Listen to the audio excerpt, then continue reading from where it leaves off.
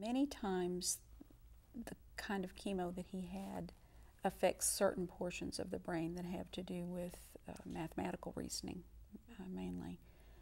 So we have him evaluated every 3 years with a neuropsych battery.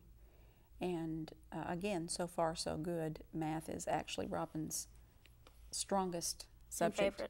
And favorite. He loves it. He's great at it. But it's not uncommon for kids to have some learning difficulties as a result of the chemo. So when Robin was on treatment, and for about 2 years thereafter, we worked with our school district to have a label for him. And the label was other health impaired.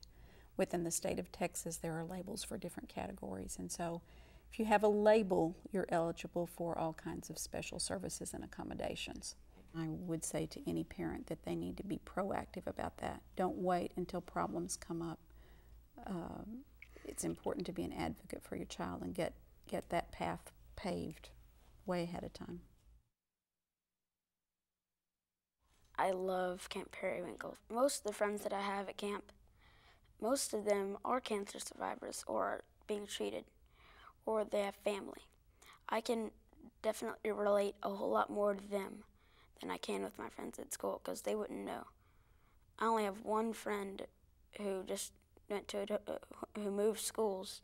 He has cancer now. He's the only friend when he's done. He's the only friend that's ever going to really know, unless they have cancer or have a family in cancer, that's ever going to really know what it feels like. And all my friends at camp know what it's like. Before I had cancer, as much as I could as a little kid, I took life for granted. I was still only 4, but as much as I could, I did take it for granted. And now I accept and I'm proud, sort of, to have the simple things, the smaller things in life. Just another day of life on the earth is a whole lot more than a lot of people can ask for.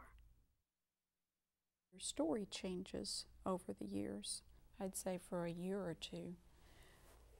I think our main identity was as people that had been through cancer treatment and, you know, had recently survived cancer treatment. And as time goes on, the focus of the story changes a little bit. We will always be people that have endured cancer and survived that. But it becomes one of the threads in the story instead of the only thread. And if somebody had told me that a few years ago, I wouldn't have been able to comprehend that we ever would have had any focus of our life other than surviving cancer. And it's kind of a nice blessing to see how that works out over time. We don't live every day thinking about, oh, we had cancer, Robin had cancer. We just kind of live life as people that have survived and that our life is pretty full. My name is Robin Spidell. I'm 11 years old and I'm a 7-year cancer survivor.